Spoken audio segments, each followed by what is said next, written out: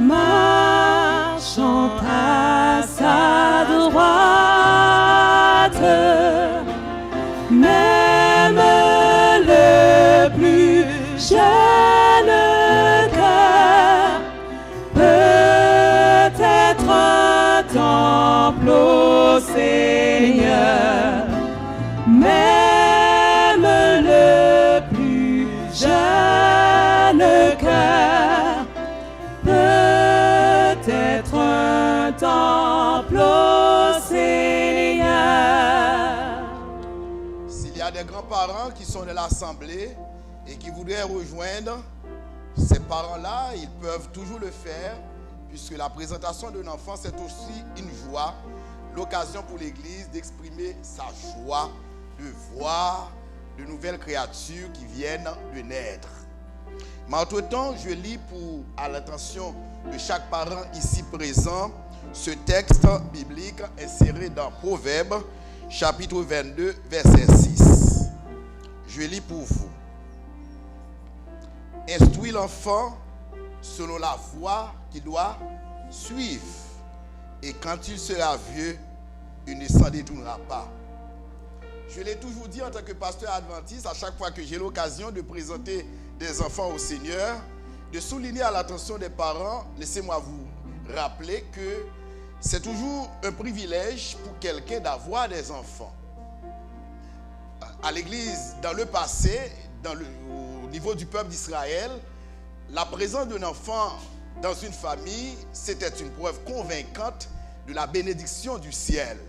Et quand une femme dans le passé ne pouvait pas enfanter, ça a causé toutes sortes de difficultés, toutes sortes de problèmes, même de critiques, parce que la présence d'une progéniture, d'un enfant, d'un bébé au sein du foyer, ça restait et reste encore un privilège. Mais cependant, laissez-moi vous dire, chers parents, c'est vrai, vous êtes joyeux d'avoir des enfants, de mettre au monde des enfants, mais tout privilège entraîne aussi de lourdes responsabilités.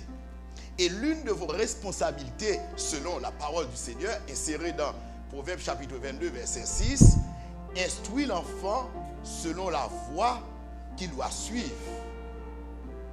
Ici, l'instruction dont il est question, dans d'autres versions, au lieu de dire instruire, on dit de préférence éduquer l'enfant. Vous êtes appelé premièrement à instruire l'enfant, c'est-à-dire à inculquer à vos enfants des notions de base de la parole de Dieu. Mais comment vous pouvez le faire? C'est surtout pendant d'organiser les cultes de famille. Vous avez l'obligation, surtout nous sommes en ce 21e siècle, nous sommes au Québec, où l'on tend à faire croire aux enfants que Dieu n'existe pas, où l'athéisme bat son plein dans ce pays, où l'on enseigne à l'université que l'homme est le descendant de singes. Et en d'autres termes, en tant que parent, vous avez la responsabilité d'instruire vos enfants selon la parole de Dieu, en faisant le culte de famille. C'est vrai, ce sont des tout petits, ils sont à peine nés. Elles sont à peine nés, ce sont des filles simplement. Elles sont à peine nées. Mais laissez-moi vous dire, d'après la psychologie, même un enfant, même quand il y a ce qu'on appelle des influences prénatales, même quand l'enfant qui se trouve dans le sein de la mère peut être instruit par ses parents.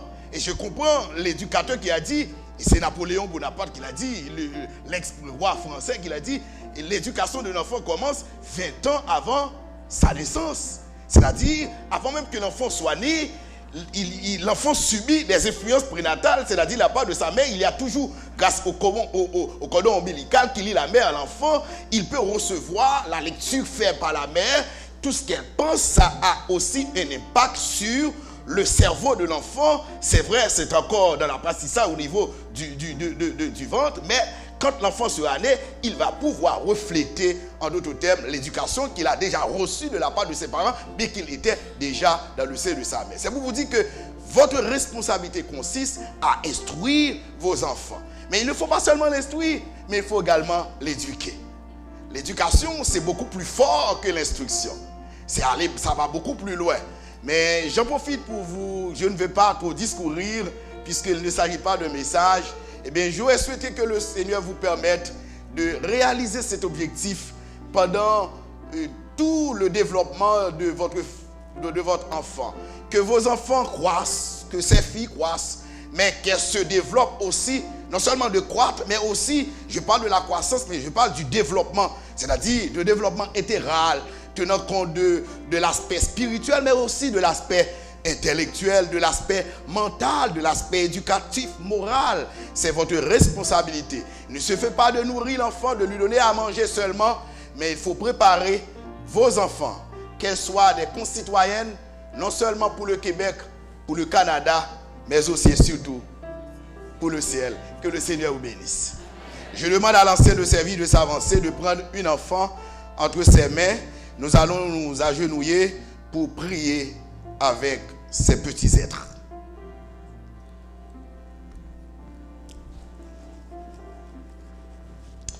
Vous me donnez... Je demande à un ancien, frère Alain, vous êtes là? Non, il ne peut pas. Il me l'a dit déjà. Frère Gladin, viens. Tu n'es plus malade, pas vrai? Je vais tenir une enfant, mais tu dois prendre une enfant. Ok, merci. L'Église est priée d'adopter une attitude révérencieuse, tandis que nous allons nous mettre à genoux pour la prière de consécration. Notre Père et notre Dieu, nous tenons ces enfants dans nos bras et nous voulons profiter pour traduire la joie éprouvée par ces parents qui viennent au pied de l'autel en vue de présenter à toi, Père, leur enfant, ces enfants. Merci Seigneur de ce que tu as béni les entrailles de ces mères et merci d'avoir eu avec le mari une relation très intime et au cours desquelles tu en as profité pour bénir les entrailles de tes servantes et qui ont pu mettre au monde ces êtres. Merci pour ces deux jumelles. Merci pour l'autre enfant. Ô Père des cieux, en cet instant, dit que nous te prions, nous voulons te remercier de ce que tu les as bénis de toutes sortes de bénédictions dans le passé, tandis qu'ils sont devant ta face avec leurs enfants, leur progéniture dans leurs bras. Père, en cet instant, que tu puisses condescendre jusqu'à nous, nous pardonner nos fautes et nos iniquités, que tu bénisses chacune de ces enfants, qu'elles croissent en stature devant Dieu et devant les hommes, qu'elles se développent à tous les points de vue, et surtout nous te demandons Seigneur de les soustraire de la corruption, de l'immoralité qui bat son plein à travers le monde, qu'elles soient épargnées, qu'elles grandissent à l'église, qu'elles restent attachées à la religion chrétienne, qu'elles deviennent des piliers pour toi, qu'elles puissent jouir d'une parfaite santé, d'une santé robuste grâce à laquelle elles peuvent travailler, qu'elles aient un cerveau brillant grâce auquel elles peuvent se rendre à l'école, à l'université, au cégep, pour pouvoir devenir des concitoyennes, car nous savons que, tandis que nous t'attendons, Père, mais cependant, ces enfants doivent pouvoir vivre, et pour vivre sur cette terre, elles ont besoin de cette formation intellectuelle, académique, qu'elles aient la possibilité d'aller à l'école, de devenir des concitoyennes brillantes pour toi, des adventistes du 7e jour, et que ces filles grandissent à l'église, Seigneur, qu'elles aient la possibilité de grandir à l'église, de rester à la religion chrétienne, et si c'est ton plan, et qu'elles peuvent se marier à l'église adventiste du 7e jour, que les parents puissent avoir à leur disposition tous les outils nécessaires dans leur apprentissage. Et maintenant, en tant que pasteur de l'église d'Ancien, nous étendons nos mains sur elles et qu'elles puissent recevoir de toutes tes bénédictions, des bénédictions matérielles, des bénédictions spirituelles, des bénédictions à tous les points de vue, et que l'église puisse constituer pour chacune d'elles un lieu de refuge dans leur préparation pour le ciel. Qu'il en soit ainsi, Père, au nom de Jésus. Amen. Merci. Au nom de l'Église, je vous présente ces 3 membres de l'école du sabbat. Amen. Amen. Merci, merci, merci. Un petit bisou. Bonne fête. Merci, merci. Bonne fête. Bonne fête, bonne fête. Joyeux anniversaire, bonne fête. Vous pouvez regagner vos places. Préparez vos cœurs pour les louanges avec Sandra Eko. C'est pas ça? Ma Bible. Merci, thank you.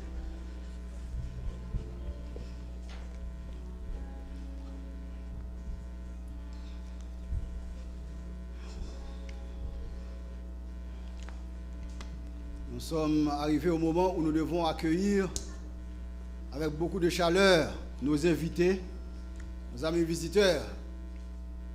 Nous savons qu'il y en a dans la salle et nous leur demandons de se lever pour que l'Église puisse les saluer. Amen. Amen. Restez debout un instant.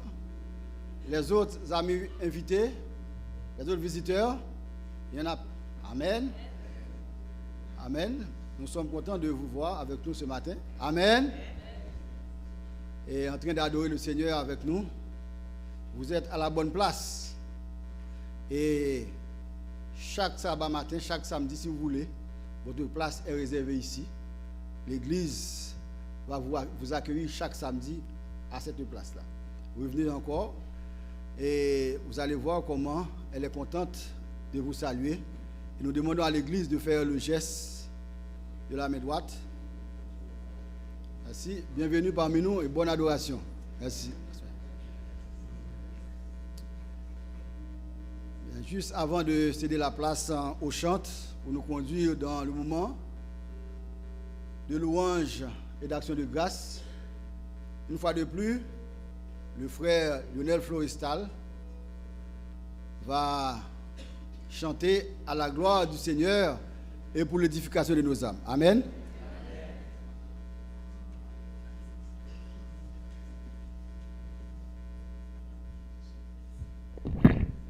Frère René a bien dit, à la gloire de Dieu et pour l'édification de nos âmes. J'ai béni le nom de Dieu qui donne force et sagesse aux simples, aux malheureux. J'ai remercié aussi les frères qui me disent souvent, Lionel, il faut que tu chantes. Merci beaucoup. Merci, pasteur. Merci. Donc, le chant que je vais chanter ce matin, titré Signe des temps.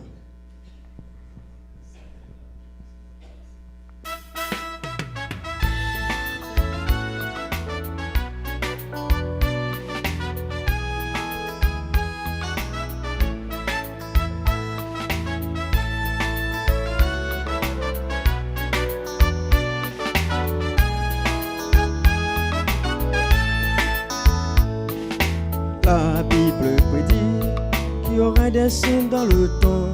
Ceux-ci précéderont le retour de Jésus. Soyons sobres et prudents pour ne pas être surpris quand Jésus reviendra au temps voulu.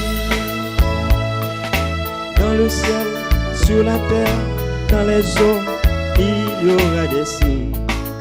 Le soleil, la lune, les étoiles produiront des signes. Soyons sobres et prudents pour ne pas être surpris quand Jésus reviendra au temps voulu. Le signe de son retour sera donc comme un éclair qui part de l'Orient, se montre en Occident. Vous qui lisez la Bible, vous devez faire attention aux paroles prophétiques de ce livre.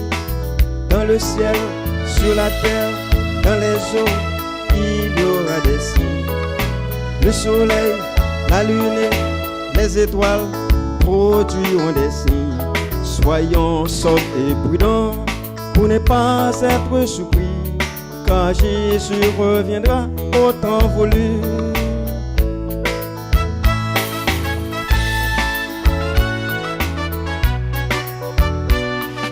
Pas la musique qui compte, mais c'est les mots. Ce sont les mots.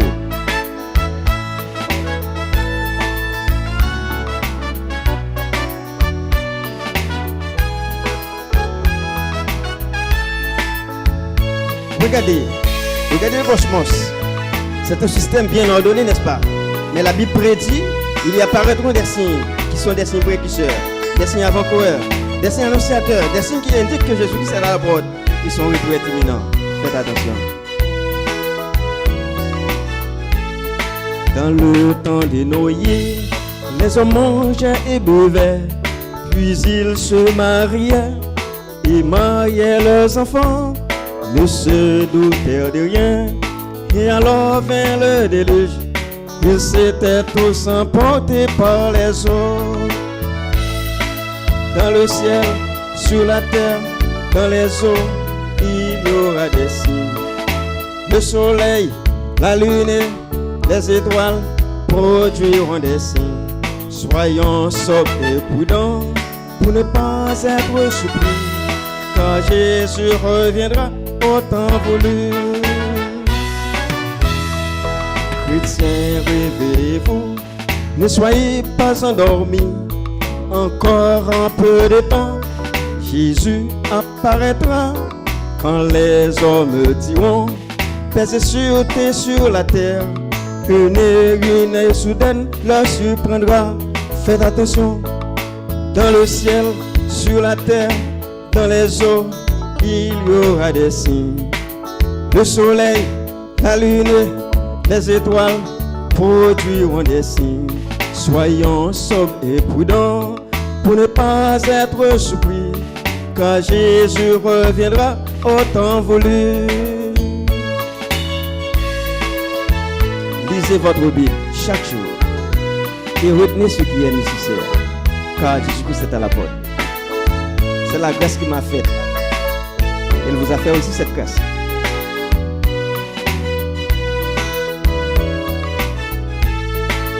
Dans le ciel, sur la terre, dans les eaux, il y aura des signes. Le soleil, la lune, les étoiles produiront des signes. Soyons sobres et prudents pour ne pas être surpris quand Jésus reviendra au temps voulu. Soyons sobres et prudents pour ne pas être surpris quand Jésus reviendra au temps voulu. Quand Jésus reviendra au temps voulu.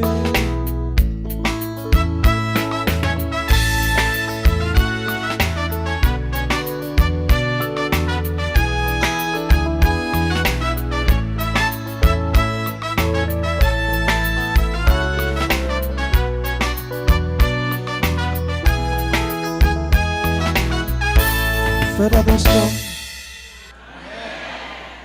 Gloire à Dieu.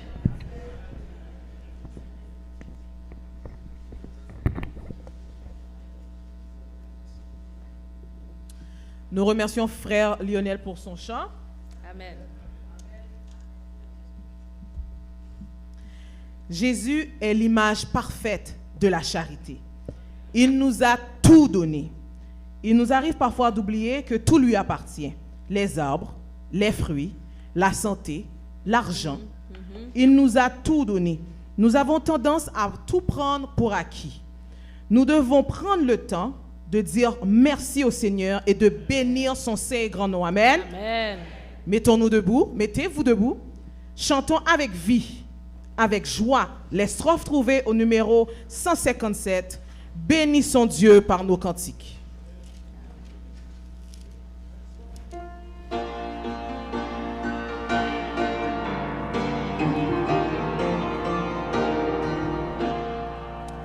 Bénissons Dieu par nos cantiques, exaltons-le d'un même cœur, chantons ses exploits magnifiques, son grand amour sombre avec eux. Louons, chantons, louons le grand nom du Seigneur. Louons, chantons, louons notre Dieu rédempteur. C'est sa main qui nous a fait naître. Nous sommes son peuple à jamais. Le troupeau que lui se doit paître et qui comble de ses bienfaits. Louons, chantons, louons le grand nom du Seigneur. Louons, chantons, louons notre Dieu rédempteur. Ensemble donnons gloire au Père qui des cieux nous a visités, au Sauveur qui sur le calvaire par son sang nous a rachetés. Louons, chantons, louons le grand nom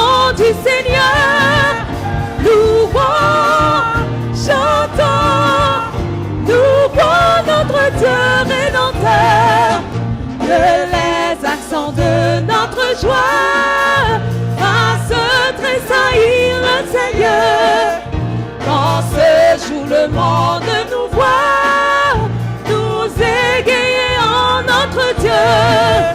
Louons, chantons, louons le grand nom du Seigneur.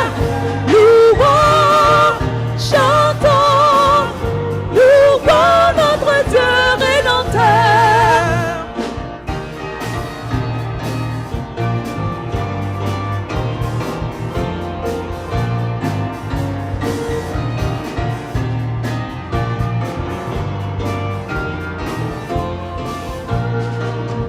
Reçois, ô Dieu, notre humble hommage, reste à jamais notre secours.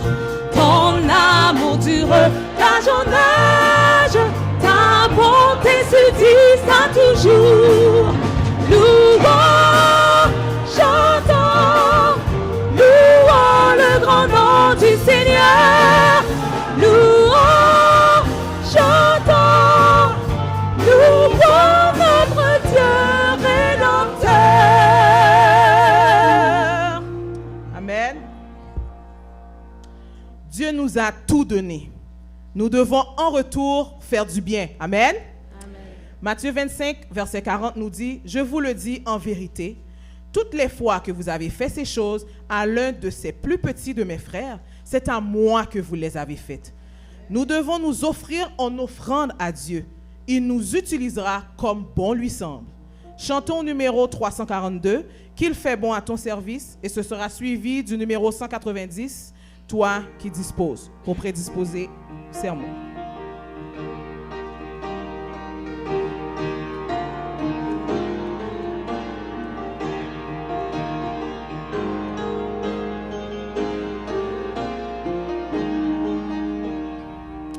Qui fait bon à ton service, Jésus mon sauveur, qui met tout en sacrifice, de t'offrir mon cœur. Oh Jésus, prends ma vie, elle est toute à toi, et dans ta grâce infinie, tu m'as sauvé moi.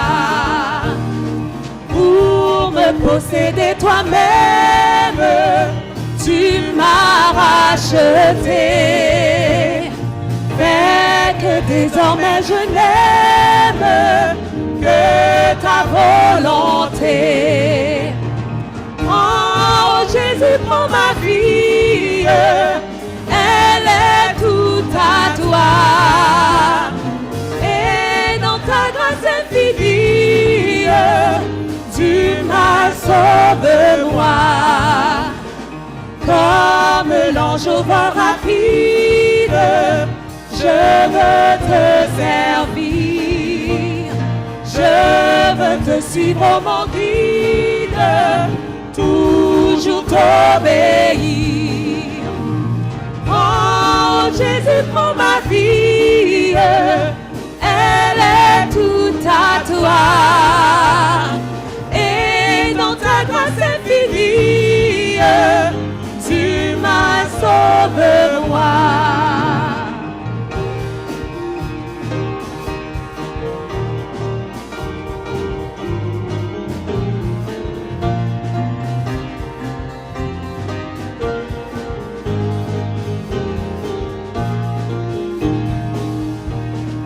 Travaux, luttes et souffrances, que craindrais-je encore?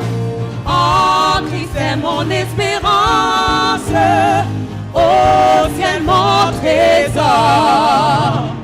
Oh Jésus, prends ma vie, elle est toute à toi. Et dans ta grâce infinie, tu m'as sauvé moi. Prends, oh Jésus. Oh Jésus, prends ma vie, elle est toute à toi. Et dans ta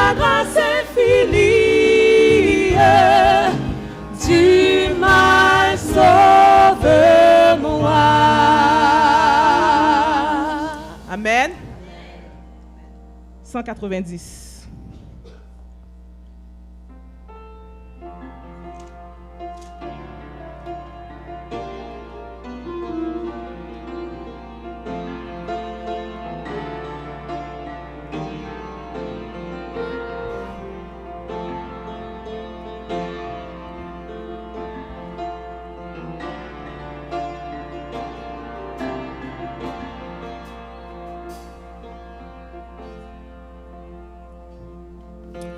Toi qui disposes de toutes choses et nous les donnes chaque jour. Reçois notre prière de reconnaissance et d'amour. Le don suprême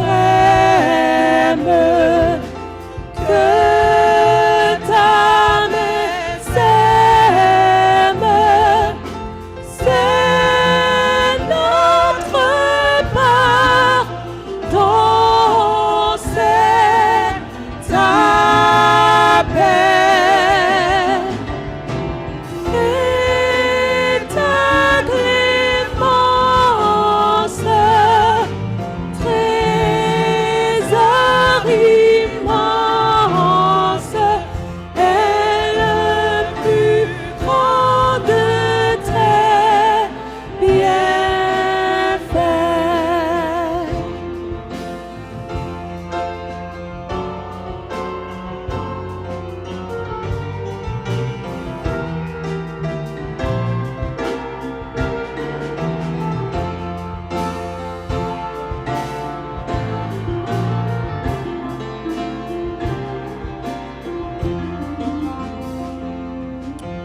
Que par ta grâce,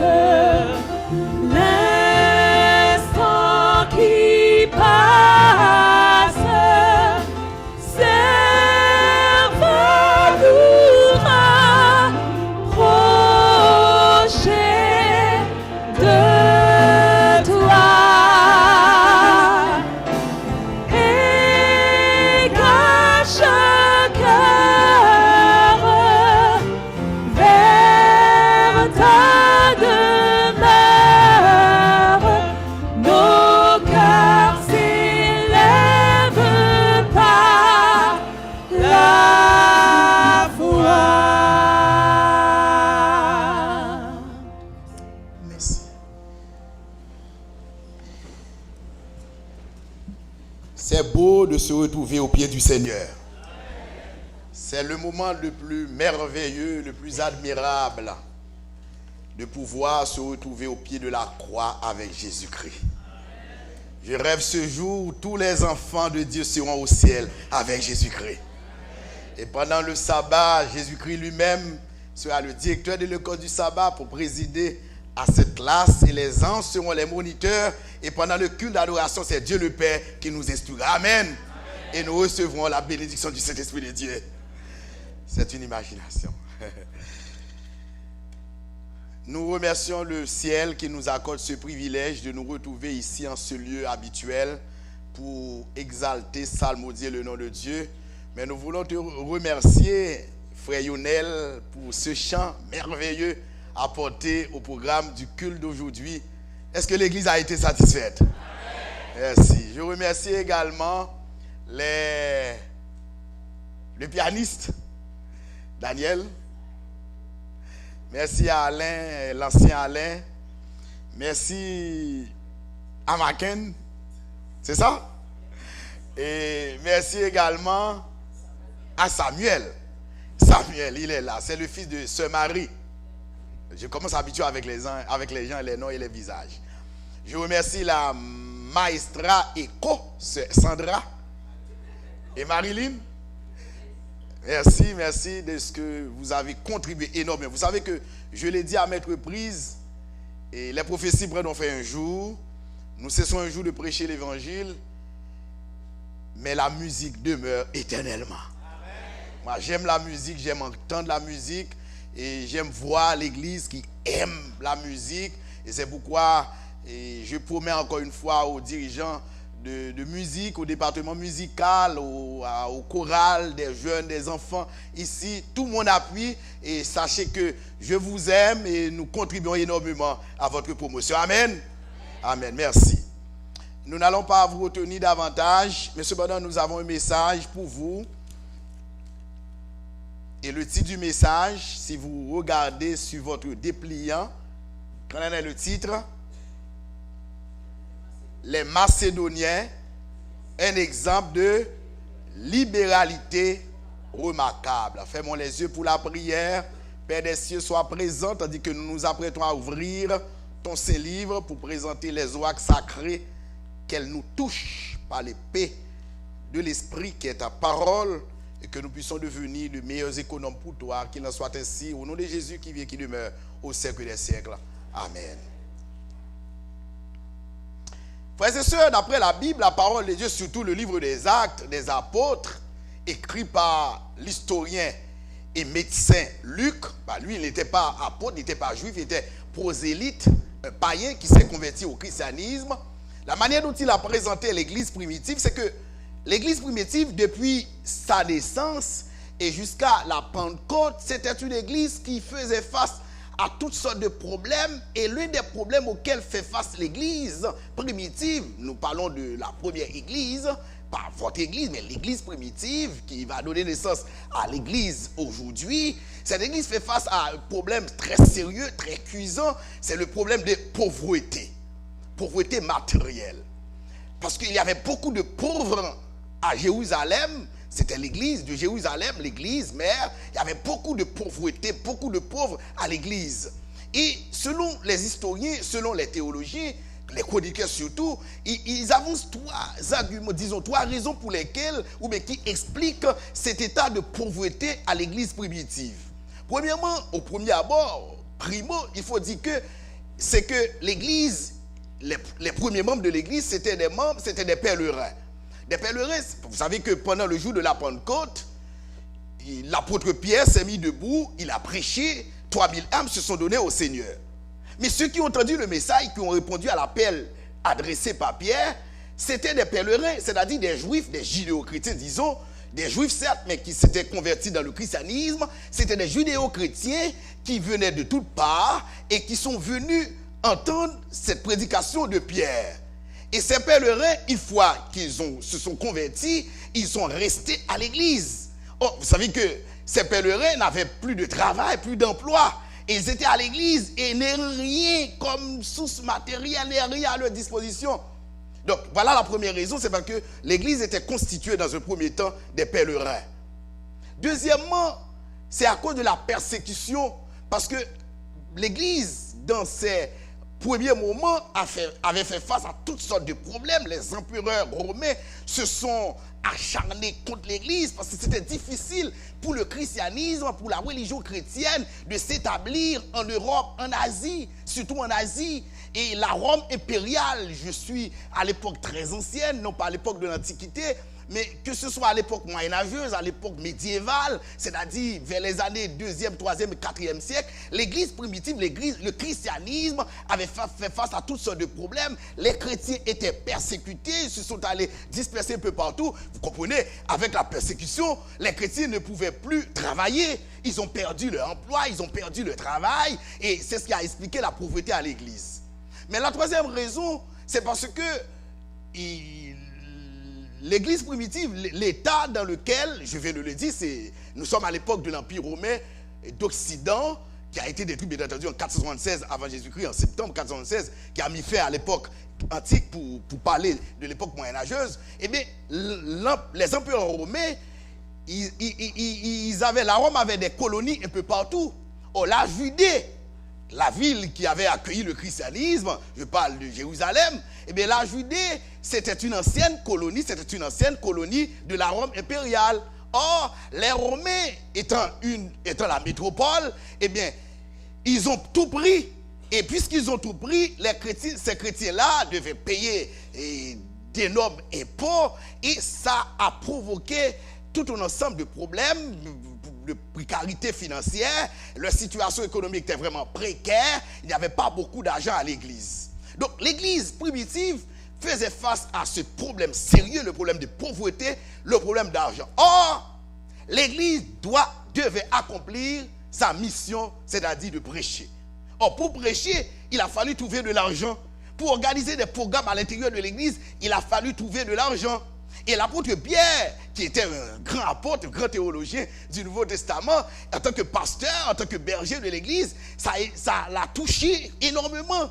Et c'est pourquoi, ayant adressé une lettre, une épître, quand on dit une épître, on parle de la lettre, hein, il va adresser une lettre à l'église corinthienne. Et cette fois-ci, pour sensibiliser les membres de cette église, à venir en aide à qui? Aux chrétiens de Jérusalem. Et c'est ce que nous allons lire. L'apôtre Paul va leur écrire, va leur dire ceci. Et c'est ce que je vous invite à lire avec moi. 2 Corinthiens chapitre 8, versets 1 à 7. Et nous allons essayer, à vol d'oiseau, tirer une leçon spirituelle à travers ce texte, vieux sans nul doute de plusieurs siècles, mais que nous pouvons actualiser, c'est-à-dire transposer en quelque sorte pour voir comment nous pouvons faire nôtre en ce temps-ci. Je vous invite à lire avec moi la deuxième lettre adressée par Paul aux Corinthiens, une ancienne ville de la Grèce antique. 2 Corinthiens chapitre... nous sommes à l'époque de la technologie. Vous lisez avec moi. Nous vous faisons connaître, frères, la grâce de Dieu qui s'est manifestée dans les églises de la Macédoine, au milieu de beaucoup de tribulations qui les ont éprouvées. Leur joie débordante et leur pauvreté profonde ont produit avec abondance de riches libéralités de leur part. Ils ont, je l'atteste, donné quoi? Volontairement, selon leurs moyens, même au-delà de leurs moyens. Nous demandons avec de grandes instances la grâce de prendre part à l'assistance destinée aux saints. Et nous continuons.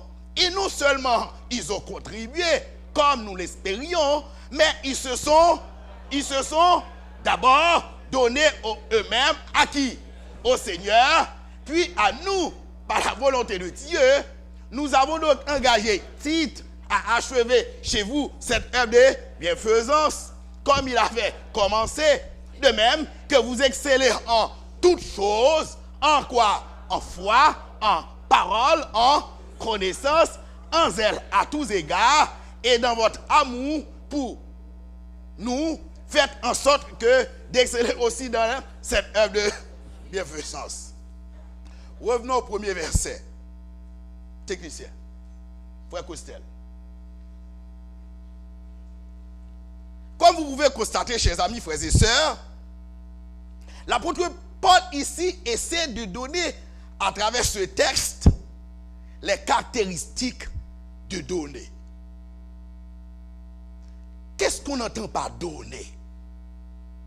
C'est quoi les caractéristiques de donner? Mais c'est quoi le donner? Et c'est ce que Paul essaie de donner, plusieurs caractéristiques de donner. Quand la Bible dit nous de donner au Seigneur, mais c'est quoi en fait? Et Paul va s'appuyer sur ce texte pour dégager sa philosophie, sa vision du don de soi. Le don de soi, c'est quoi? Le fait de se donner et de donner. Mais c'est quoi pour Paul? Et Paul va asseoir sa philosophie, sa vision du donner en ce sens. Au premier verset, il est dit, nous vous faisons connaître, frères, la grâce de Dieu qui s'est manifestée dans les églises de la Macédoine. Les églises de la Macédoine était composé de 3 églises. C'était des églises, par exemple, Philippe, Thessalonique et ensuite Bérée. Ces 3 églises, on les nomme dans le Nouveau Testament les églises de la Macédoine. Laissez-moi vous dire, la Macédoine, c'est la ville qui est située actuellement dans la Grèce actuelle. Actuellement, nous trouvons la Macédoine. Et dans cette contrée, à l'époque de Paul, à l'époque paulinienne, à l'époque de Paul, ces 3 églises faisaient face à des sérieux problèmes économiques. Mais cependant, malgré leur pauvreté, chers amis, malgré leur état financier piteux dans lequel elles se sont retrouvées, en parlant de ces églises-là, le texte dit, nous vous faisons connaître, frères, la grâce de Dieu qui s'est manifestée dans les églises. Frères et sœurs, ces gens-là, ils ont été les bénéficiaires de la grâce de Dieu. En d'autres termes, Paul est en train de nous dire, si ces gens ont donné malgré leur pauvreté, c'est parce qu'ils ont été les bénéficiaires de la grâce de Dieu. C'est la grâce de Dieu qui les a motivés. Parce que, frères et sœurs, laissez-moi vous dire, si vous donnez à quelqu'un, vous donnez à un ami, si vous prenez la décision de venir en aide à un ami, la décision ne vient pas de vous, mais la décision vient de l'Éternel des armées. Si vous avez des difficultés, vous avez un ami qui est venu à votre aide, sachez-le, cet ami-là, parce que la Bible dit, le cœur de l'homme est Dieu qui peut le connaître. L'homme est naturellement égoïste. Mais puisque la grâce de Dieu est en vous, vous avez le plaisir de donner. Amen, frères et sœurs. Et parfois, quand nous recevons quelque chose d'un ami, nous nous mettons à féliciter cet ami. Merci, merci, merci, merci. Nous devons être reconnaissants. Nous devons être reconnaissants. Nous sommes d'accord. Mais celui qui devrait être toujours exalté, c'est l'Éternel des armées. C'est sa grâce qui est en nous. Qu'est-ce que j'entends par la grâce de Dieu? Laissez-moi vous dire, d'après l'origine grecque, l'origine hellénistique de ce mot, la grâce de Dieu, c'est la miséricorde de Dieu. C'est cette miséricorde, cette clémence, cette mansuétude divine, cette condescendance divine, cette providence divine. Nous ne sommes rien, nous sommes des pécheurs. Remarquez très bien, même si nous péchons, bon Dieu continue à aimer nous. Amen, frères et sœurs. Il continue à nous bénir. Parfois nous péchons contre Dieu, nous sommes dit, mais Dieu ne va plus me considérer mon cas. C'est faux, c'est Satan qui l'a dit. Malgré votre état, l'amour de Dieu continue à vous chercher. Amen. Frère, nous vous faisons connaître, frère, la grâce de Dieu qui s'est manifestée dans les églises. Ce n'était pas, ces gens-là n'avaient pas en eux ce qu'on appelle l'amour, disons, l'élan philanthropique. C'est-à-dire, c'était l'élan qui va aider les autres. Mais ils étaient les bénéficiaires de la grâce de Dieu. C'est la première caractéristique du don. C'est que le don, le fait de donner, n'est que l'effet de quoi? De la grâce de Dieu. Vous avez beaucoup de bénédictions matérielles. C'est la grâce de Dieu. Vous avez la santé pour travailler. C'est encore la grâce de Dieu. Vous avez un cerveau grâce auquel vous pouvez apprendre beaucoup de langues. Vous êtes des polyglottes. C'est la grâce de Dieu. Amen. Vous pouvez parler en public. Vous pouvez toucher les gens par votre art oratoire. C'est encore la grâce de Dieu. Amen. Vous avez des talents à l'église pour chanter, pour faire chanter comme Sandra. C'est encore la grâce de Dieu. Amen. Vous pouvez chanter comme Lionel. C'est encore la grâce de Dieu. Tout vient de l'Éternel des armées. C'est pourquoi vous et moi, nous ne devons pas nous enorgueillir. Parce que tout ce que nous avons, tout ce que nous sommes vient de Dieu. Deuxième caractéristique de ce don. Nous continuons. Le verset, il est dit, au milieu de beaucoup de tribulations qui les ont éprouvées. Non, nous restons là. Il y a une caractéristique ici. En d'autres termes, le donner transcende les temps difficiles. Certaines personnes disent que je ne peux pas donner parce que je fais face à des problèmes. D'après la Bible, même quand vous avez des problèmes, vous devez continuer à donner. Amen.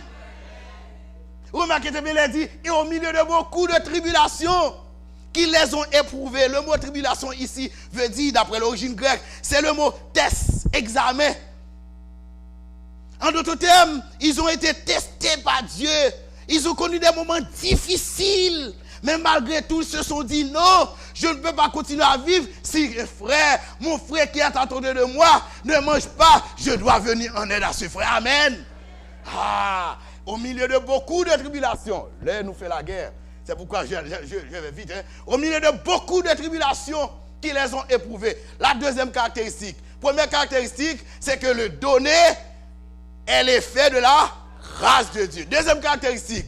Le donner transcende, son gros mot français, c'est-à-dire le donner va au-delà des temps difficiles, va au-delà des situations financières, quelle que soit la situation à laquelle on fait face. D'après la parole de Dieu, vous devez prendre toujours cette bonne habitude de donner pour le Seigneur. Amen. Troisième caractéristique, le joie des bonnes notes. Il faut donner avec joie.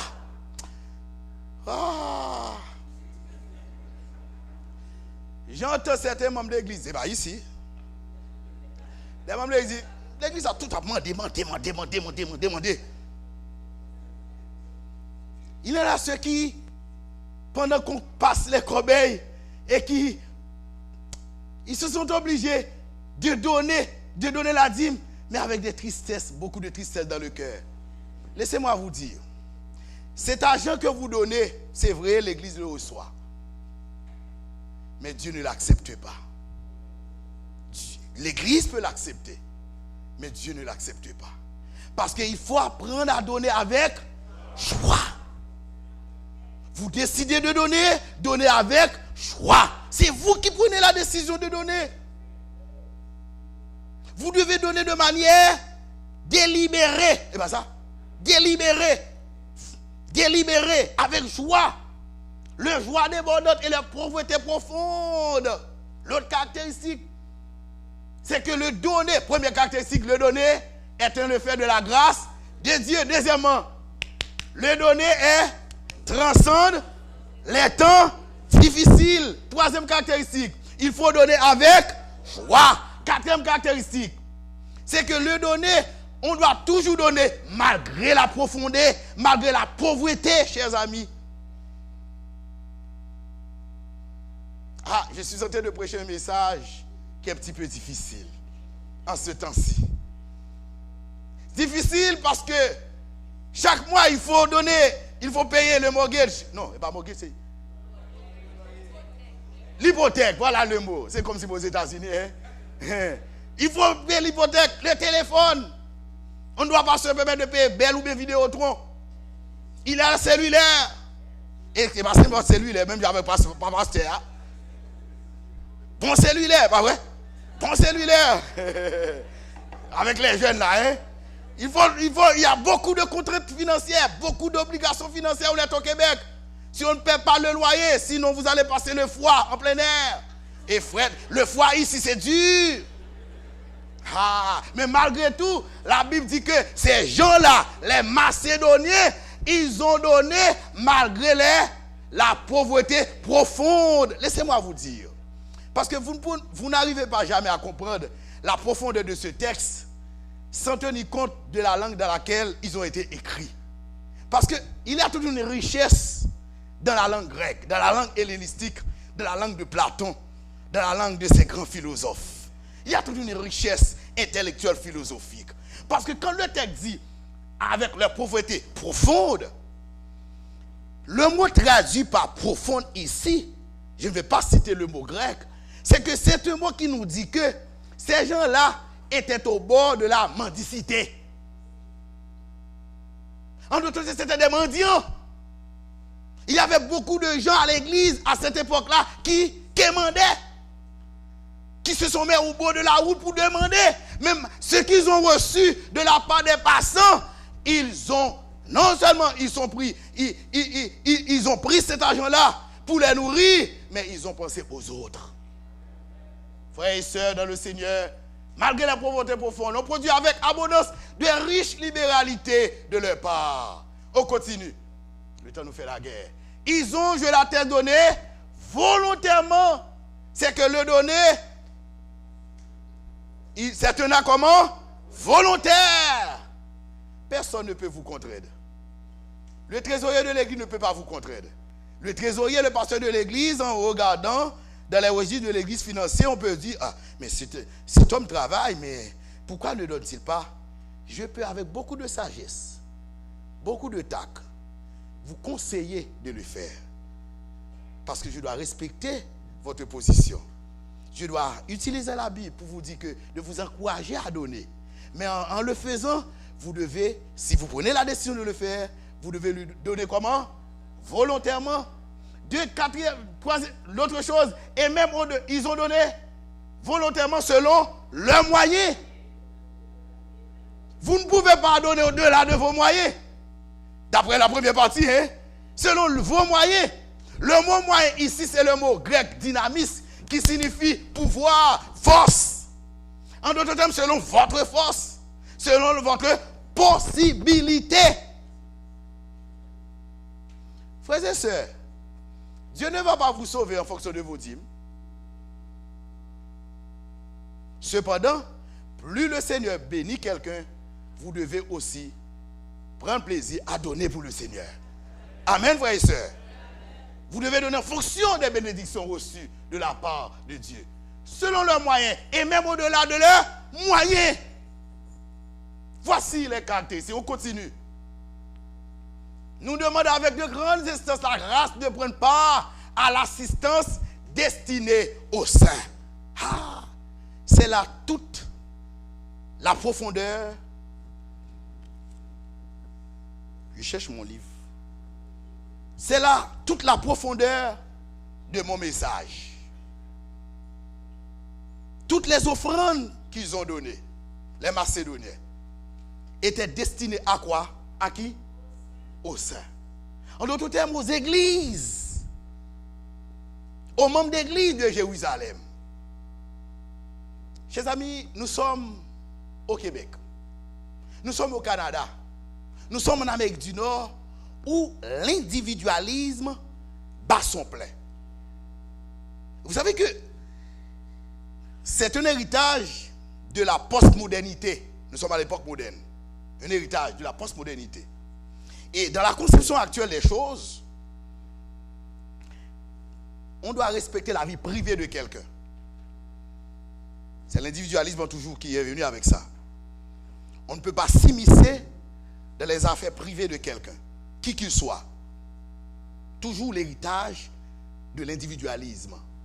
Et cet individualisme, moi, en l'analysant, quand j'étais à l'Université de Montréal, j'avais mon professeur qui m'a détaillé c'est ce qu'il entend par l'individualisme, surtout en Amérique du Nord, cette philosophie, cette tendance.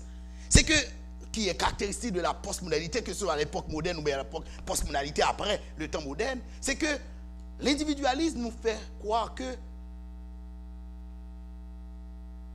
Dieu est pour tous. Et bien, ça vous voulez dire. Chacun pour soi, Dieu pour tous.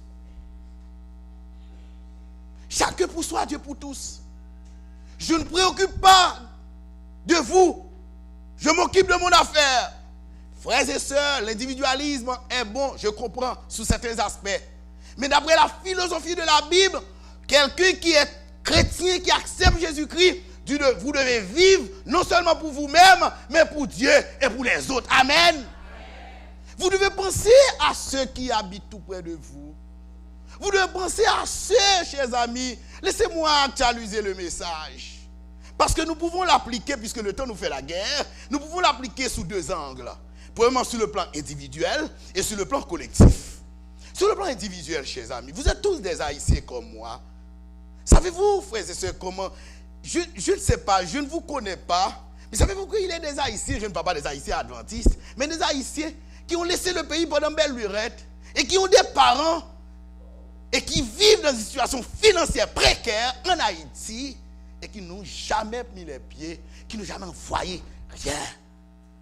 Frères et sœurs, réfléchissez. Réfléchissez.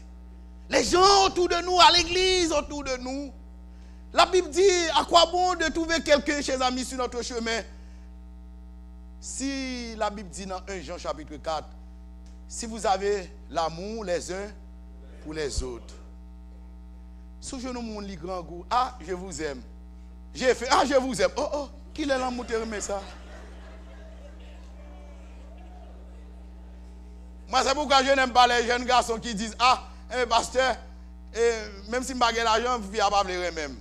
Vous comprenez? D'accord, d'accord. Mais Jean 3, verset 7, Dieu attend, il a. On peut donner sans aimer. Mais on ne peut pas aimer sans donner. Tu comprends le jeu de phrases là? Individuellement, quel sens a pour vous ce message? Mais essayons de le ramener sur le plan collectif, au niveau de l'église. L'église actuelle, est-ce que vous comprenez votre église? Est-ce que vous comprenez la situation financière de votre église? Bien-aimés dans le Seigneur, vous avez un beau objectif. J'ai le vu sous le dépliant de l'église. Faire de La Fontaine une église autonome. Mais je vais vous montrer l'état financier de La Fontaine pour vous sensibiliser. Frère Costel, voici. Savez-vous, selon le rapport du trésorier de l'année, le trésorier Frère Reynold, pour l'année était entré à La Fontaine 48 206. Et si vous regardez les dépenses, je ne vais pas entrer dans les détails, vous allez voir, l'église, par rapport à ses programmes, a dépensé plus ce qu'elle avait entré. Or, il y a ce qu'on appelle les dépenses fixes au niveau de l'église de La Fontaine ou bien de l'église Saint-Léonard. D'après les dépenses fixes, ce sont les dépenses qui trouvent au pavelé, il faut payer chauffage là quand même. Qui trouve au pavelé, il faut payer blanc, comme téléphone quand même. Qui trouve au pavelé, il faut payer blanc, internet là quand même. Parce que si vous êtes capable de regarder sur le site où est message, c'est parce qu'il y a internet. Ce sont des dépenses fixes. Or, les dépenses fixes de l'église La Fontaine dépassent énormément les 48 000 $ qu'elle a rentrés pour l'année seulement. Or, vous voulez faire de La Fontaine une église comment? Autonome. Chers amis bien-aimés dans le Seigneur, toute autonomie demande aussi une autonomie financière. Nous avons beaucoup de membres à La Fontaine. La condition est remplie. Nous avons un leadership de toute façon, c'est-à-dire des gens qui peuvent devenir des leaders potentiels pour cette église en dehors de Saint-Léonard. Nous sommes d'accord. Mais moi, en analysant cette église, La Fontaine, je remarque que la condition financière n'est pas réunie, n'est pas remplie. Frères et sœurs, vous me dites, mais pasteur, qu'est-ce que nous pouvons faire? Je vais vous lire un passage de l'esprit de prophétie. Vous croyez dans l'esprit de prophétie ici? Vous êtes des adventistes comme moi, adventistes rouges, 100%. Je vais vous lire quelques paragraphes de l'esprit de prophétie, d'après ce que la vision de Dieu de l'église. Je lis pour vous, et vous allez être triste en écoutant ces paroles. Ce n'est pas la volonté du Seigneur que son peuple se réunisse pour former de grandes communautés. C'est-à-dire l'église côté moun pas gain place à coincer. Non, bon Dieu pas remet l'église ça. Mais ça dit, les disciples du Christ sont ses représentants ici-bas. Et Dieu désire qu'ils se dispersent partout dans les villes et les villages pour être des lumières au sein des ténèbres. Le plan qui consiste à quitter les diverses localités de peu d'importance pour se concentrer dans une ville en vue d'y exercer une grande influence aboutit à enlever la lumière d'endroits où Dieu voulait la voir briller. Frères et sœurs, pourquoi hésiter en ce qui concerne l'activité des églises? Étudiez la parabole de la brebis perdue. Suivez l'exemple des vrais bergers qui vont à la recherche des brebis perdues dans le désert du péché. Cherchez à sauver ceux qui périssent. Beaucoup de soi-disant chrétiens ne songent qu'à eux-mêmes en demandant leur admission dans une église. Ils pensent aux relations agréables qu'ils vont se créer et au sein du pasteur. Ils deviennent membres d'une église nombreuse et prospère. L'église Saint-Léonard, pas de place, allez La Fontaine, amen. Et ils ne soucient guère de leur prochain. Ils se privent ainsi des bénédictions les plus précieuses. Ils auraient tout à gagner en renonçant à leurs relations attrayantes et en se rendant là où leurs énergies pourraient être mises au service du Christ et où l'on pourrait leur confier des responsabilités. Frères et sœurs, d'après, il y a beaucoup de paragraphes, je vous fais grâce puisque le temps nous fait la guerre, tirés dans Service chrétien écrit par Ellen White, à la page 218. C'est que Dieu ne veut pas, dès qu'une église est remplie, est trop remplie, il n'y a plus de place. D'après la philosophie de Dieu, d'après sa vision de son église, les gens doivent faire quoi? Puisqu'il y a un surplus, un groupe doit laisser cette église remplie pour aller établir d'autres églises. Vous voyez, il y a progrès à ce moment-là. Il y a progrès. Il y a progrès. Pourquoi vous êtes très nombreux à Saint-Léonard? Mais pourquoi la fontaine est tout près de vous? Nous sommes prêts à faire venir la fédération pour faire de la fontaine une église autonome. Cependant, le problème réel de l'église, de cette église, c'est le problème financier. Qu'est-ce que vous et moi nous pouvons faire? Moi, je donne ma dîme et mon économa là-bas. C'est pour toujours faciliter cette tâche. Mais je suis pasteur des deux églises. Mais vous, qui venez chaque jour, chaque samedi matin surtout, qui ne pouvez pas trouver de place. Mais ce matin, je vous invite à réfléchir. Nous ne vous invitons pas à prendre des décisions hâtives. Mais c'est les familles de cette église. Qu'est-ce que vous faites pour la fontaine? Puisque là-bas, l'autonomie certes, mais il faut de l'argent. Et puisque vous êtes très nombreux ici, je vous pose la question. Et je vous laisse le soin de réfléchir. Est-ce que vous avez d'autres solutions? Vous pouvez toujours voir le pasteur de l'église, les anciens de l'église pour les partager. Mais cependant, tandis que nous sommes ici, tandis que nous allons terminer avec ce message. Les Macédoniens, un exemple de libéralité remarquable. Est-ce que vous voulez devenir des Macédoniens du XXIe siècle? C'est-à-dire de laisser votre aise et de penser aux autres. De penser à cette église. Il y a beaucoup de gens autour de cette église qui meurent de faim. Qui meurent de faim sur le plan évangélique. Qui soupirent après la délivrance. Qu'est-ce que vous faites avec ces âmes-là? La Saint-Léonard seule ne peut pas réaliser cet objectif. Si vous êtes conscient, réfléchissez. Et demandez au Seigneur la direction. Est-ce qu'il faut laisser Saint-Léonard? Je ne suis pas en train de vous dire de laisser Saint-Léonard. Mais si c'est votre désir, le Seigneur en tiendra compte. C'est votre désir d'aller là-bas. C'est votre désir de contribuer financièrement à cette église. De vous faire membre de l'Église Saint-Léonard. Il y a une liste qui est ouverte au niveau du secrétariat pour inscrire tous ceux-là, toutes celles qui voudraient devenir membres de la fontaine. Et pour nous faciliter sur le plan financier, nous lançons le message aujourd'hui. Nous lançons cet appel divin. Je ne vous demande pas de lever la main pour prendre un engagement, mais je vous demande de réfléchir. Que le Seigneur vous bénisse. Que le Seigneur vous bénisse. Merci. Merci.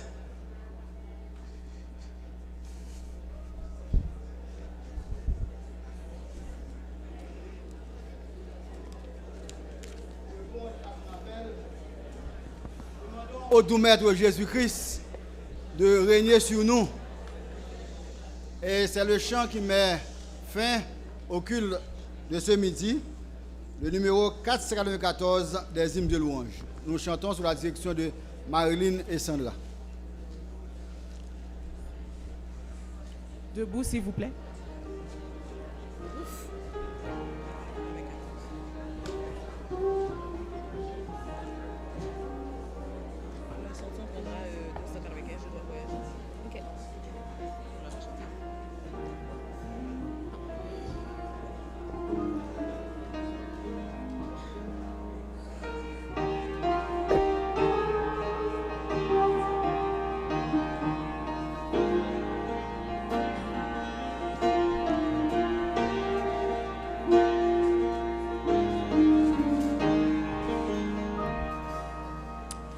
Jésus doux maître,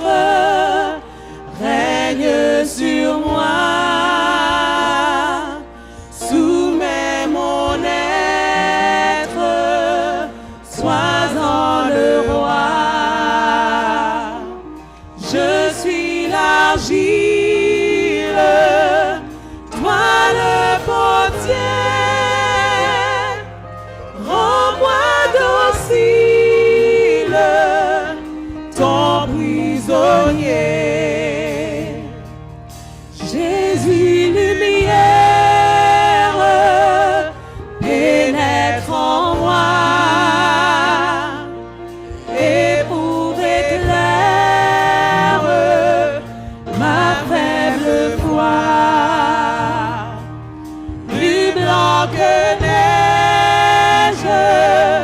Rends-moi, Seigneur, et de tout piège, garde mon cœur. Ô Jésus, source de guérison, sois dans ma course, santé, pardon. Par ta puissance, viens, soutiens-moi. Par ta présence, révèle-toi.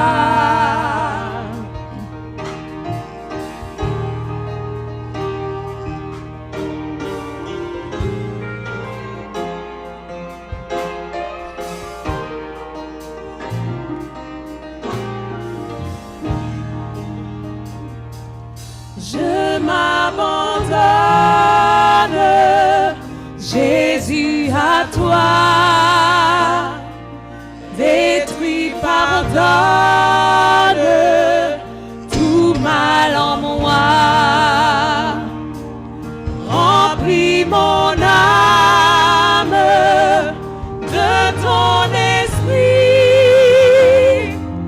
et qu'il m'enflamme et jour et nuit. Notre Père, notre Dieu, merci de ce que tu as été avec nous pendant le culte d'adoration. Merci de ce que tu nous as touchés par l'épée de ta parole, par l'épée de l'esprit. Merci de ce que tu nous as appelés à devenir de véritables économes pour toi, ayant toujours prêt à donner pour la cause de Dieu, mais aussi à nous donner à toi en retour. Aide-nous, Seigneur, à le faire de telle sorte que nous puissions avoir cette largesse, cette latitude, cette ouverture d'esprit à pouvoir contribuer énormément à la cause de Dieu. Bénis cette église. Renvoie-nous devant ta face avec l'onction de ta paix et de ta grâce. Qu'il en soit ainsi, Père, au nom de Jésus. Amen. Ô Seigneur, bénis la parole.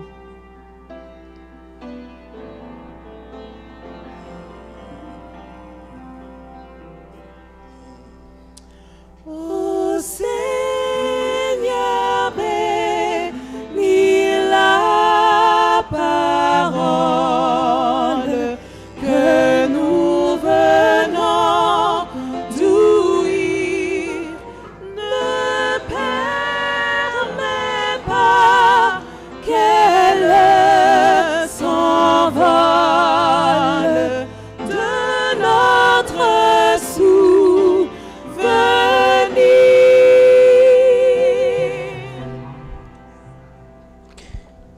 Pour favoriser la sortie, nous allons chanter au numéro 295, « Je dois voyager au monde ».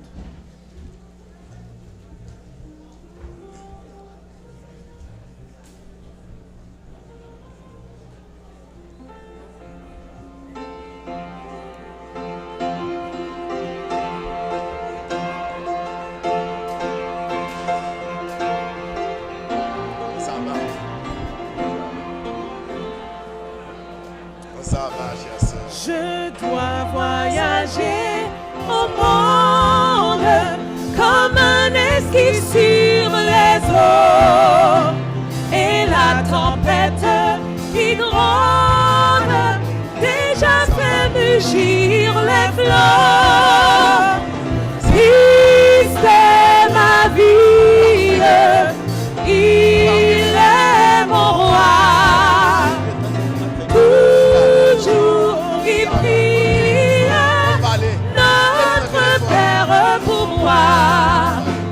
Il m'a donné la boussole qui sans erreur pointe au nord. C'est sa vie